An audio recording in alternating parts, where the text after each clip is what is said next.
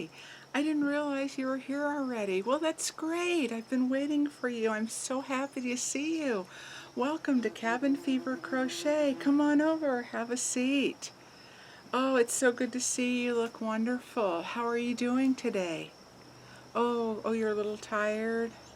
Oh, well, we'll just take this time to just have a little relaxation and enjoy the outdoors and all the nature and beauty around and hang out with me for a little while. That's great.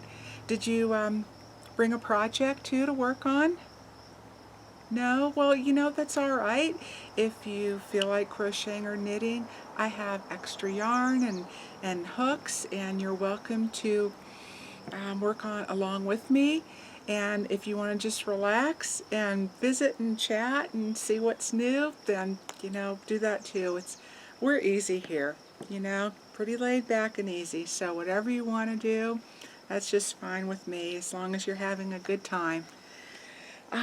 So before we get started, I know you've had a little travel to get here. Are you thirsty? Yes, you would like something? Okay. May I offer you then the LaCroix sparkling water. It's not heavily or real overly carbonated, but here's the peach pear or the passion fruit. The peach pear, okay. And would you like a glass and some ice with that? No, you like it just like that? Okay, me too. Okay, well here you go. Great. And that works out. I will take the passion fruit because it does, after all, go with my outfit. So that worked out pretty well. Well, my name is Helene, and oh yes, I know you probably remembered that, but just in case. What am I working on? Well, yeah, well, let's just start off with that. Show you what I'm working on and just give you a quick little review of the new yarn that I'm trying. And this is Lion Brand's new Mandala Ombre yarn. It's not really a traditional ombre as going from a gradient, color to color from light, medium, and dark and so forth, but it does graduate in complementary colors, and they have I think maybe 6, I'm not for certain on it as far as the colorways go. And I had been looking at this yarn and I felt it a couple times and I thought it's just so pretty and very squishy and soft that I wanted to give it a try, and I couldn't decide which colors, so I got 3 different ones. And I love making shawls. Sorry, the mosquitoes are starting to come out a little bit. You can hear the birds chirping, the bees buzzing. I hope you can hear me okay also. Anyway, I couldn't decide, and I thought maybe on making a shawl, but it's kind of my default go-to, and I think this would make a nice sweater and shawl. It could be a variety of things, but I've decided that I've been thinking on for a while as well, that I want to make a coverlet Afghan throw, or a real nice large one for my large bed, something that I can just snuggle up in and keep me cozier when I just need that extra hug. Sometimes you just want something around you and that just feels good and comforting and cozy and relaxing. And even though we have hot, dry summers here, the temps can still dip down at nighttime. And I just want a little bit extra life and color on my bed. So this, just tell you about the yarn real quick, is, and that's what I'm working on, by the way, too. But this is an 8.8 ounce, no, it's not.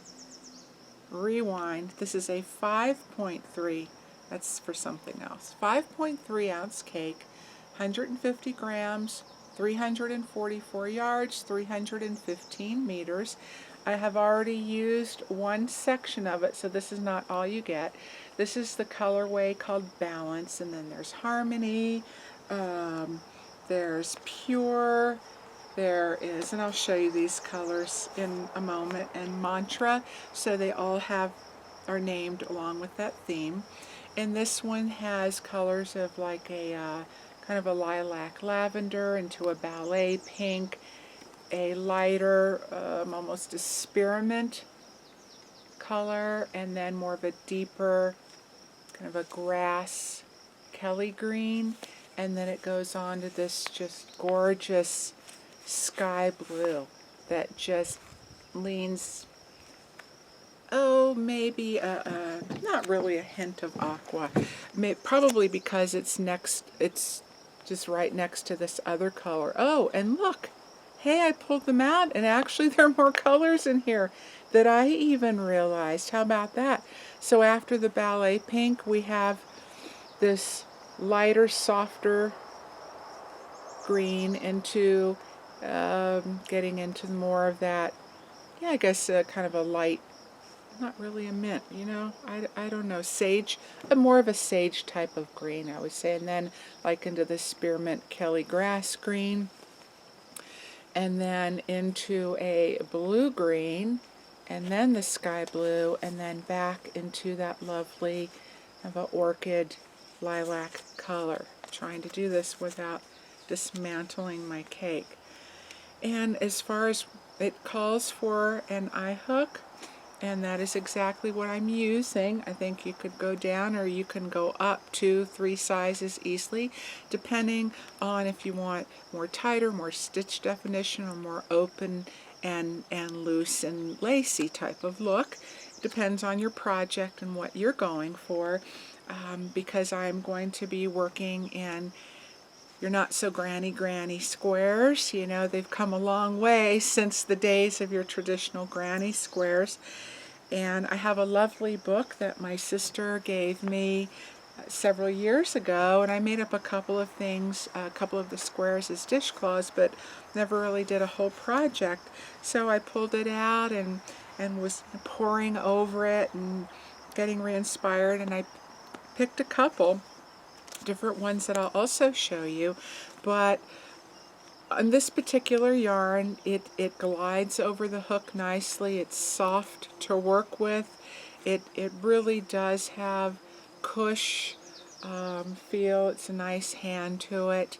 The only thing I noticed is because a couple of the squares I had started and got about this far making up swatches, and I didn't care for them for the project, for what I have in mind and what I would like to do with it.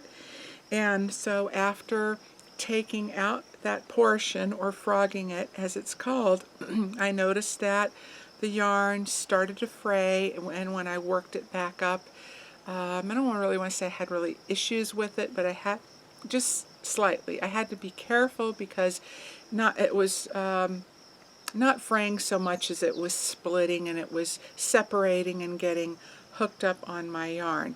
And you can kind of see this within the same section, and hopefully you can, like if I could, maybe if I wrap it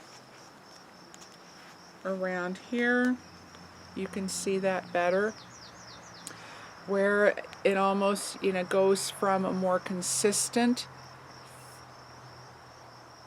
thickness to where it kind of gets a little bit thicker, and here it is, and starts to separate out. Now I'm going to pull it back to where it was. There's consistent, okay, and then all of a sudden,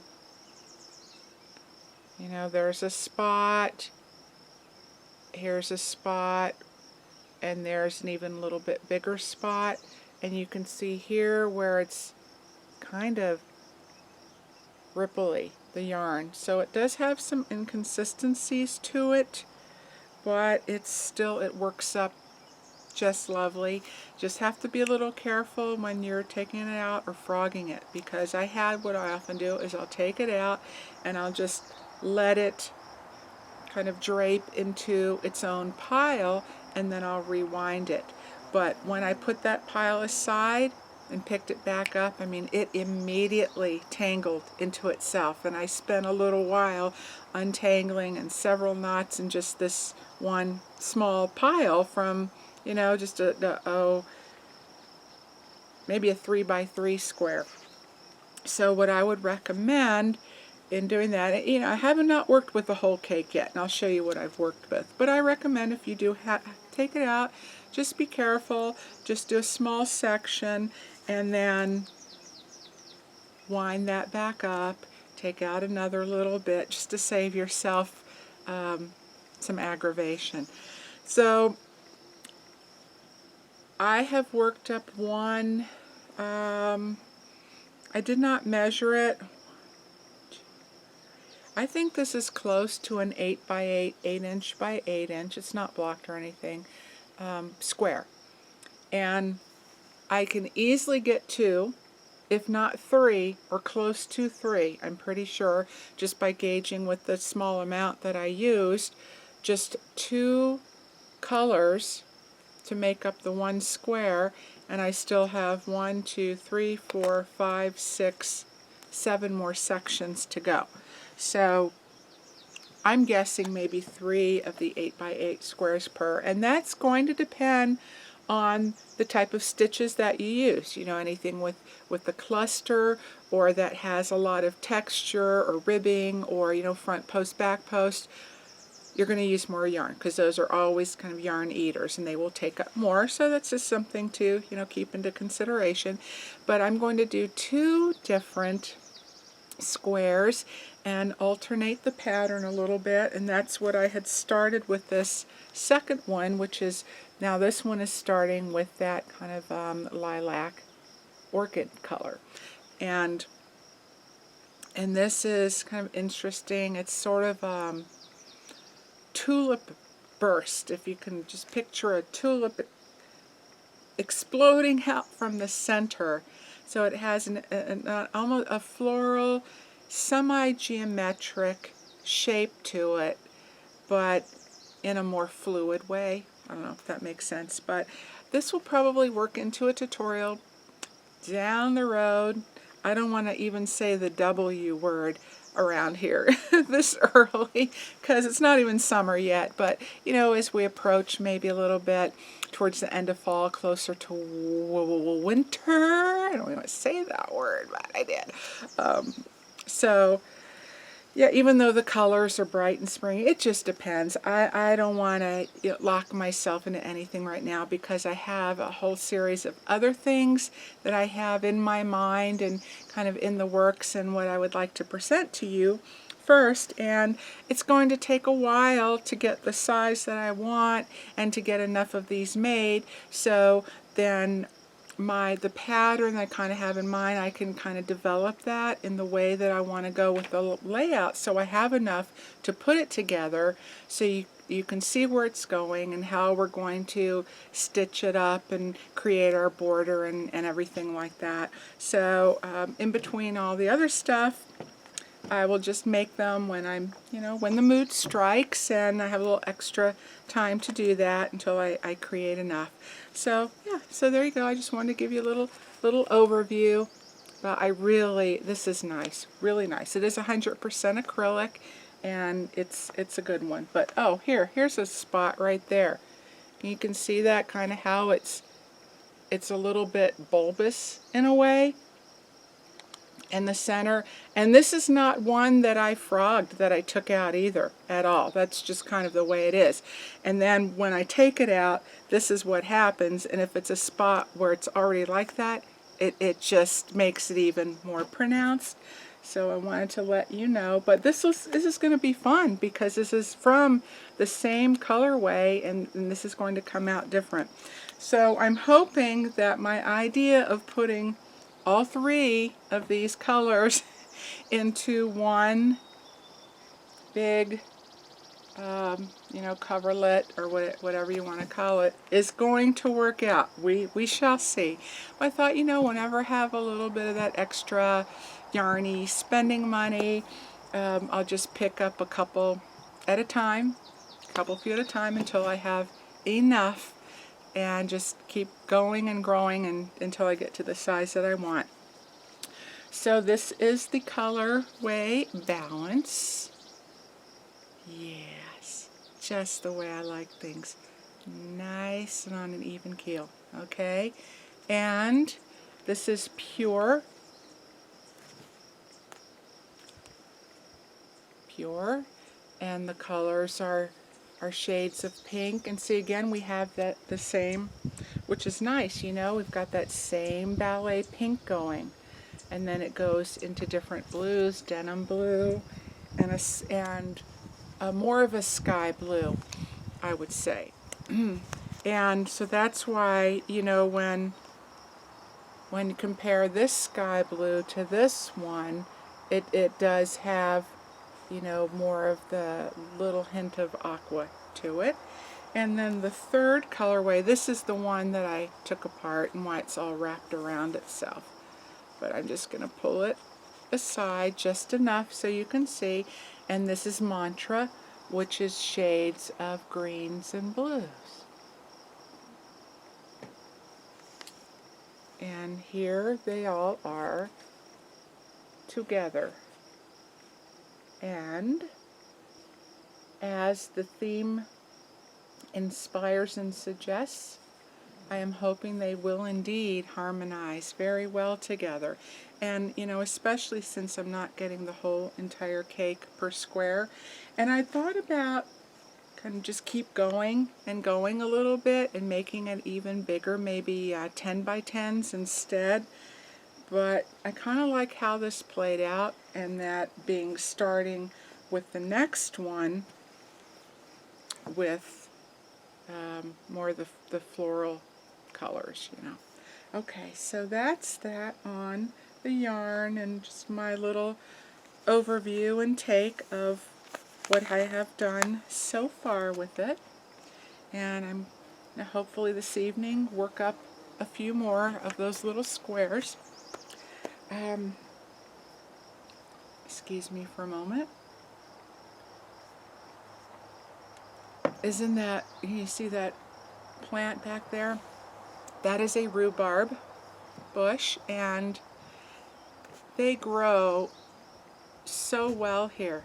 I mean, you can't kill them if you try. And not that we want to, because I love the rhubarb, strawberry rhubarb together, whether it's just, you know, in a pie or using it just as a nice topping for something else on plain yogurt, mix it in oatmeal.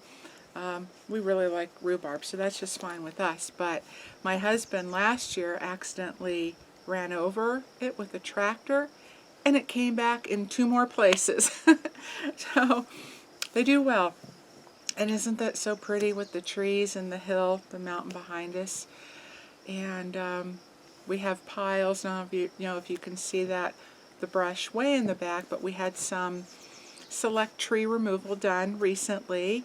We had some trees that had some issues with them, a couple dead ones, and some that were really, really tall and way too close to the house.